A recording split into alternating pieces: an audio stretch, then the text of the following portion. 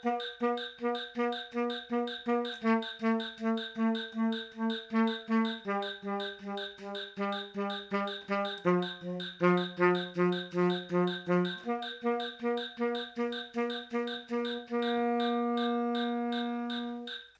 guys, what's up? Welcome back to another video, and if this is your first time here on the channel, welcome!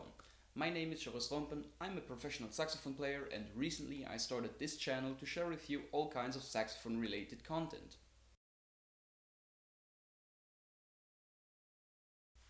For those of you wondering, yes, I'm more into classical saxophone as opposed to jazz, but you'll see very quickly that no matter which style you prefer, the saxophone stays a saxophone, meaning that classical tips and tricks are generally just as useful for jazz players as they are for classical players, and vice versa of course.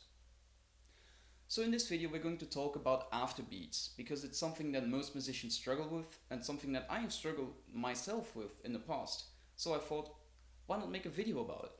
I'll start this video off by explaining to you the exact reason why it is so hard to play afterbeats, even though they seem easy when seeing them on a sheet of music.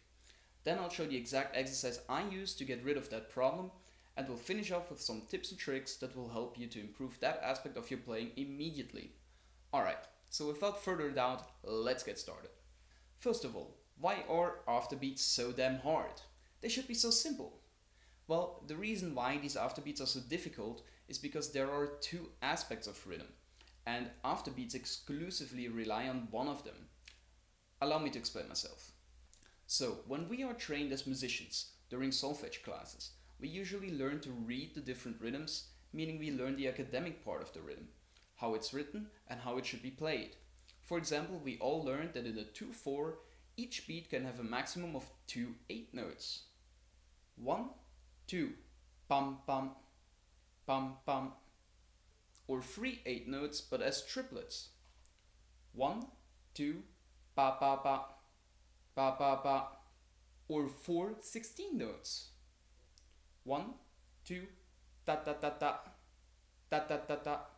Or we also learned more difficult stuff like quarter note triplets, for example, and we all know where exactly each of these 3 notes have to be played in a 2/4. 1, 2, dam dam dam, dam dam dam. This is the way we've all been trained if you went to a music school. And from this point of view, playing afterbeats should be really easy. However, there's one important factor that is often forgotten, and which is the most important one when playing afterbeats. The practical aspect, as I like to call it. The goal of this aspect of rhythm is to develop an inner pulsation, a feeling for rhythm, and this is surprisingly something that most musicians haven't truly developed. For those of you who don't understand what I mean with the practical aspect, here's an example. Think of dancers. They dance perfectly in rhythm over a certain song that has a certain beat, and their movements even create certain rhythms, which however most of them wouldn't be able to write out on a sheet of music if you would ask them. Would you then say that dances are not rhythmical? Absolutely not. They have just been trained the opposite way than musicians have been. Dancers often lack in the academic rhythm part and musicians in the practical part, because they don't feel the rhythm the same way the dancers are. The dancers feel the rhythm in their entire body, whereas musicians mostly exclusively feel it in their brain. Now, how can we correct that?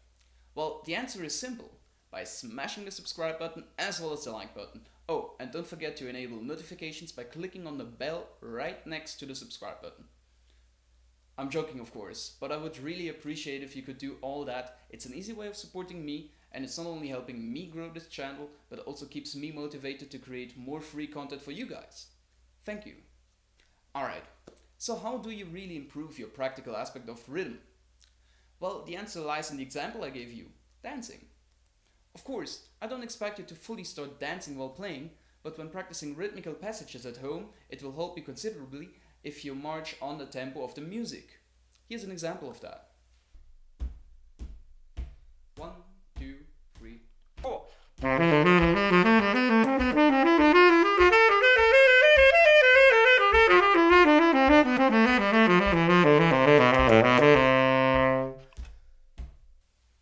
And the thing I love about this exercise is that you can make it always harder and harder. The sky truly is the limit here.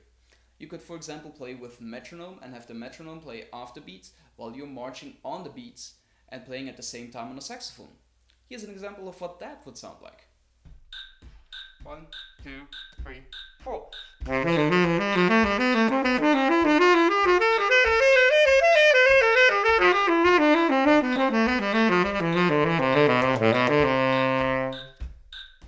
And there's so many more possible variations of this exercise, so be creative and share them with the others in the comment section down below. I'm curious what you'll come up with. And yes, I'm purposely not teaching you more variations of this exercise because I want you to look for some by yourself. Come on, you can do it. Let's finish this video as promised with some tips and tricks to help you improve your afterbeat playing immediately. Tip number 1.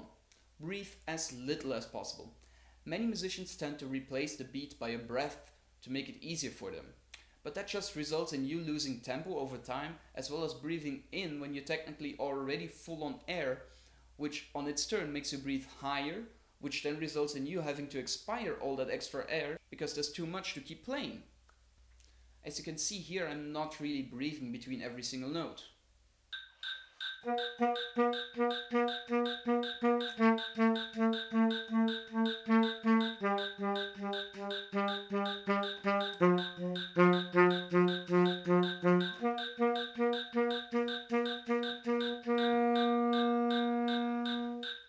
Here, however, is an example where I am breathing between every single note, and you see how much I struggle.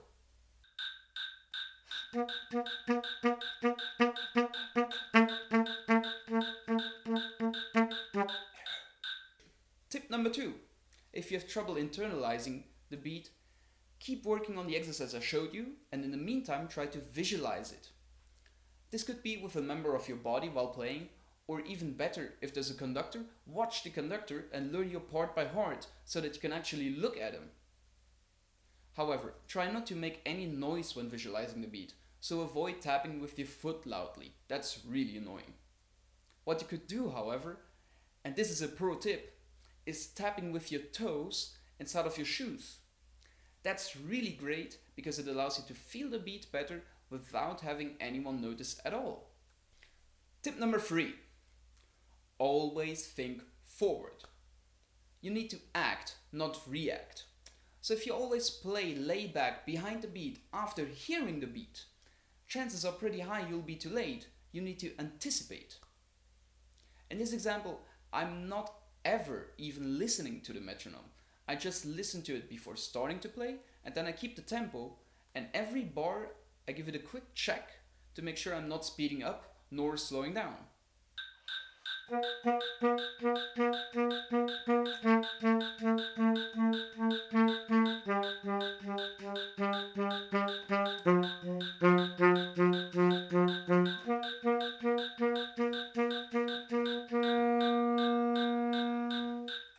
Tip number 4 and final tip.